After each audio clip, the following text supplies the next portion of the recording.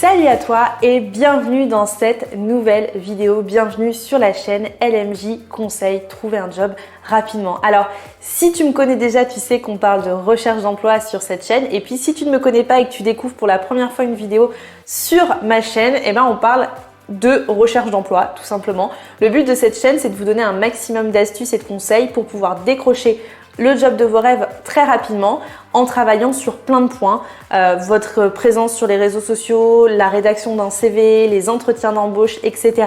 Le but pour le coup, c'est vraiment de parler de recherche d'emploi en règle générale et d'affiner chaque point pour que si il y a un point en particulier qui aujourd'hui est problématique dans votre recherche, que vous puissiez tout simplement trouver une solution à ce problème et puis du coup pouvoir passer à l'étape d'après pour pouvoir décrocher le job de vos rêves.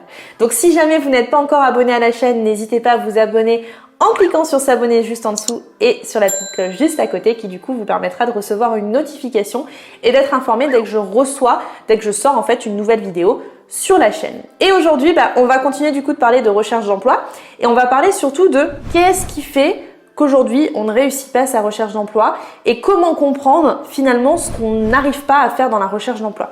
Souvent, quand je coach des personnes aujourd'hui sur LMJ Conseil, quand je coach des candidats, j'ai énormément de questions sur mais Jessica, finalement, pourquoi je n'arrive pas à passer cette étape-là et qu'est-ce qui ne va pas, soit dans mon discours, soit dans mon CV? Comment je peux savoir aujourd'hui quelle étape finalement ne va pas dans ma recherche d'emploi et dans mes candidatures en règle générale? Alors, il faut savoir que c'est quelque chose que vous pouvez déterminer très facilement. Par exemple, si vous envoyez énormément de candidatures et que vous n'arrivez pas à avoir de retour sur vos candidatures et que vous n'avez jamais de retour et que systématiquement c'est soit pas de retour, soit des retours négatifs, ça veut dire que forcément vous avez un problème sur votre CV. Alors, je vous donne un exemple qui va vous paraître vraiment très concret. Ça fait plusieurs vidéos que j'en parle, mais je trouve que c'est important de reparler de cette mécanique d'offre d'emploi. Quand vous avez des offres d'emploi, vous allez vous dire « cool, cette offre elle me correspond, donc je vais envoyer ma candidature » et normalement, l'étape qui suit une fois que vous avez envoyé votre candidature, c'est d'avoir des retours sur ces candidatures et plus précisément, normalement, d'obtenir des entretiens. Mais souvent, il peut arriver, dans beaucoup de cas, qu'on ait les candidatures, qu'on envoie son CV, mais que systématiquement, au moment des entretiens téléphoniques, il n'y a rien. Il ne se passe rien, il n'y a pas de retour et systématiquement, les retours sont négatifs ou alors, tout simplement, on n'a jamais de retour. La première chose à savoir sur cette offre-là, c'est que soit on va avoir un problème de CV, soit on va avoir un problème de recherche d'emploi par rapport à nos compétences. Alors, ça, c'est tout vraiment très simple finalement à remarquer. Soit on va avoir un problème de CV, c'est-à-dire que quand le recruteur va ouvrir le CV, il va trouver qu'il y a une incohérence avec l'offre d'emploi sur laquelle il recherche, tout simplement, sur laquelle il est en cours de besoin actuellement. Donc, si le recruteur, automatiquement, quand il reçoit votre CV, il trouve qu'il y a une incohérence, ça veut dire que soit, effectivement, votre CV n'est pas clair, ça veut dire que votre CV n'est pas pertinent, et du coup, automatiquement, s'il n'est pas pertinent, vous n'avez pas de retour dessus. Soit, ça veut dire que la recherche d'emploi que vous êtes en train de faire et les offres auxquelles vous êtes en train de postuler, elles ne sont pas adaptées à votre profil. Moi, il y a plein de gens, il y a plein de candidats qui des fois me disent « oui, mais moi, je sais faire ça, donc je veux postuler absolument à cette offre-là et j'aurai ce poste-là ». Sauf que parfois, pour pouvoir atteindre certains postes, il faut aussi être capable de se remettre en question et parfois, il faut être capable de passer sur des échelles qui sont plus basses pour après réévoluer par la suite. Je vais vous donner un exemple concret. Moi, quand j'ai commencé le recrutement à mon compte, j'ai pas pris tout de suite les clients que j'avais envie, les clients que je rêvais. Au départ, on va faire des concessions. On va être capable, on va s'ouvrir à des choses sur lesquelles on n'avait pas envie de s'ouvrir. Et puis, on va aussi prendre un salaire peut-être un peu moins sympa parce qu'au départ, on a envie d'avoir une expérience supplémentaire et on a envie de se faire un nom. C'était mon cas, par exemple, quand j'ai commencé dans le recrutement à mon compte. Je me suis dit, je vais avoir des tarifs qui sont bas et je vais beaucoup plus me diversifier qu'avant. Et je vais faire peut-être des postes que je ne faisais pas avant, mais qu'aujourd'hui, pour pouvoir avancer, il va falloir que je fasse. Et puis, au fur et à mesure, en grandissant, en évoluant, en ayant des clients en supplément, j'ai pu augmenter mes prix, donc passer à un salaire supplémentaire, on pourrait dire ça comme ça, et puis aussi me diversifier, c'est-à-dire avoir le choix dans les clients que je choisissais. Dans une recherche d'emploi et dans un emploi, c'est pareil. Parfois, au départ, on va absolument avoir envie de faire ce poste-là, alors qu'on sait très bien, on sait pertinemment que le poste sur lequel on veut postuler aujourd'hui, et ben peut-être que finalement on ne pourra pas l'atteindre parce qu'on n'a pas encore les compétences pour. Et ça, aujourd'hui, il faut le retenir. Il faut se dire que parfois, au démarrage, c'est beaucoup le cas quand par exemple on sort d'études, par exemple dans les grandes écoles, même d'université. Moi, je parlais beaucoup à l'époque avec des personnes qui étaient à l'université en même temps que moi et qui avaient fait 2 années de plus que moi. Moi, je me suis arrêtée en licence et j'avais des amis qui s'étaient arrêtés en master, en bac+5, qui ne comprenaient pas que mon salaire, une fois avec 2 ans d'expérience, était beaucoup plus important que leur salaire à eux parce qu'ils avaient fait 2 années de plus d'études. Aujourd'hui, il faut comprendre que parfois, dans la vie, parfois même dans les recherches d'emploi, on ne pourra pas toujours prendre ce qu'on a envie. Alors, je dis pas qu'il faut accepter tout et n'importe quoi. Ça, pour moi, c'est quelque chose qu'il faut bannir absolument. On ne peut pas accepter tout et n'importe quoi. Si on est sûr que ça ne fonctionnera pas, il ne faut pas l'accepter, même si des fois on a vraiment besoin de travailler, etc. Il faut quand même ne pas oublier qu'on a un pourquoi. On a un pourquoi du comment aujourd'hui on est en recherche. Qu'est-ce qu'on a envie de faire au quotidien et qu'est-ce qu'on a envie de vivre tous les jours dans le travail, parce que faut savoir que 70% de notre temps de la semaine, on va quand même le passer au travail. On va être plus souvent avec ses collègues et dans l'environnement de travail qu'à la maison avec sa famille. Donc pour le coup, il faut quand même choisir le poste dans lequel on va postuler. Je dis pas qu'il faut accepter tout et n'importe quoi. Mais parfois, on a des ambitions qui sont trop élevées par rapport au profil qu'on a actuellement. Soit en termes d'expérience, peut-être que des fois il y a des personnes qui maximisent et qui disent ouais, moi j'ai fait ça donc je suis super fort et je saurais tout faire. Soit on va avoir des gens qui vont peut-être aller trop loin sur leurs prétentions salariales. Donc pour le coup, il faut aussi, quand vous postuliez, si jamais vous vous rendez compte qu'en fait quand vous envoyez vos candidatures, vous n'avez jamais de retour à ces candidatures, il faut réfléchir à aujourd'hui pourquoi en fait je suis dans cet état-là. Pourquoi je ne reçois pas de retour à mes candidatures? Qu'est-ce qui fait que ça ne va pas, tout simplement? Pourquoi aujourd'hui, à chaque fois que je vais envoyer une candidature, je ne reçois pas de réponse? C'est très simple. N'oubliez pas, soit vous avez un problème de CV, c'est-à-dire que votre CV n'est pas clair, il n'est pas pertinent, et du coup le recruteur automatiquement, il trouve qu'il y a incohérence par rapport à ce qu'il recherche.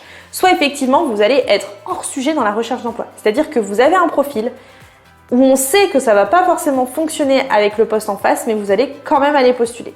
Moi aujourd'hui, il y a plein de fois où j'ai reçu des CV. Je sais que on se dit parfois qu'on a des compétences transversales, sauf que si on n'arrive pas à les mettre sur un CV, si on n'arrive pas à le faire comprendre aux recruteurs, automatiquement, c'est un CV qui sera refusé.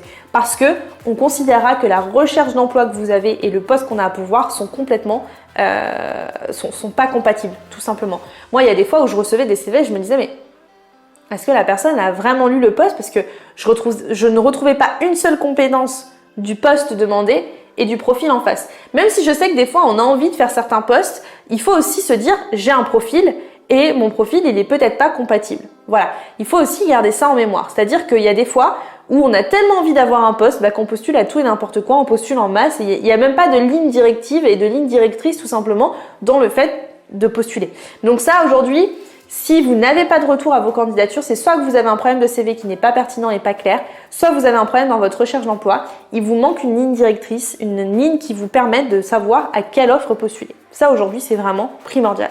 La deuxième solution qui peut régulièrement avoir, c'est que finalement, vous passez des entretiens téléphoniques. Vous arrivez à l'entretien téléphonique, donc c'est une bonne étape, ça veut dire que du coup, votre CV a plu. Donc déjà, vous savez que votre CV est bon. Votre CV est bon.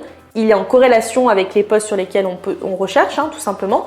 Donc là, on est dans la bonne mécanique, c'est-à-dire que ça y est, on a réussi à obtenir l'entretien. Je vous rappelle, la mécanique de l'offre d'emploi, c'est simple, c'est on a des offres d'emploi, on postule et normalement on obtient des entretiens téléphoniques ou physiques. Donc si on arrive à cette étape-là, c'est que déjà le CV qu'on a envoyé, il est cohérent. Il est cohérent et du coup, pareil, notre recherche d'emploi, elle est cohérente. Donc on a un retour d'un recruteur pour un entretien téléphonique. Donc ça, c'est très bien. Ou un entretien physique. Il y a des fois, on arrive tout de suite à l'entretien physique. Si vous arrivez à obtenir des entretiens, c'est que du coup, on est sur la bonne voie. Par contre, si vous avez des retours négatifs à ces entretiens, c'est que vos entretiens ne sont pas préparés. C'est que il y a quelque chose que vous avez dit ou que vous avez fait pendant l'entretien qui a fait que vous n'avez pas réussi.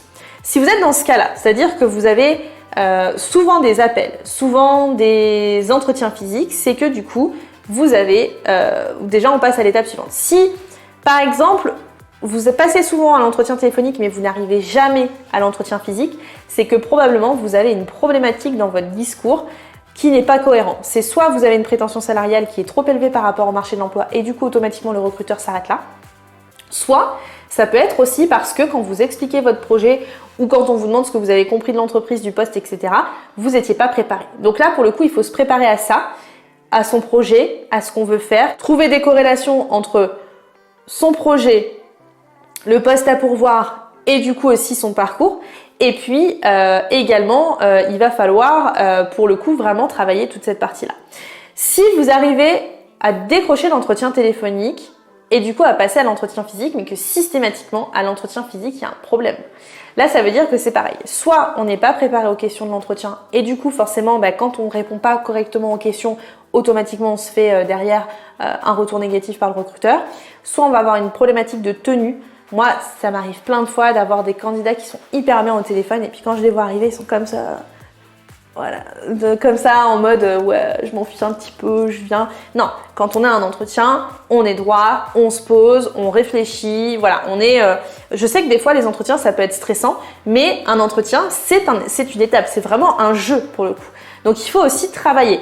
Il faut travailler ce jeu pour pouvoir transformer vos entretiens en contrat tout simplement ou en promesse d'embauche. Pour le coup, ça va vraiment être primordial. Donc, retenez bien.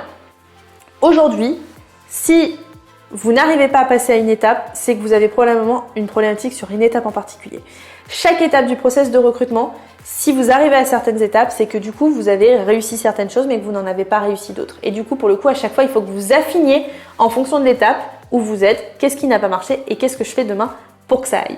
J'espère que du coup, si actuellement vous êtes en recherche d'emploi, cette petite vidéo vous aura permis de savoir s'il y a un problème en particulier dans votre recherche d'emploi. Est-ce qu'il y a un endroit dans votre recherche où on n'est pas bien? Est-ce qu'il y a un moment dans votre recherche où on n'est pas cohérent, où il y a vraiment une incohérence avec ce que le recruteur recherche et ce que nous on peut proposer? Donc il faut vraiment pour le coup travailler là-dessus. On se retrouve très rapidement dans une nouvelle vidéo. En attendant, n'hésitez pas, vous pouvez télécharger l'ebook Réussir à décrocher le job de ses rêves. Donc avec l'ebook, les 21 secrets pour décrocher le job de tes rêves qui est dispo dans la description, mais aussi dans le commentaire épinglé juste en dessous de la publication de cette vidéo. Et puis, si vous avez encore des doutes sur votre CV, vous ne savez pas si votre CV aujourd'hui est cohérent, pertinent, n'hésitez pas, vous pouvez rejoindre le programme CV Gagnant qui est également disponible en cliquant dans le lien qui est dans la bio, dans mes outils. Qui peuvent aujourd'hui vous servir. Et puis, on se retrouve très rapidement dans une prochaine vidéo pour toujours aborder le thème de la recherche d'emploi. À bientôt!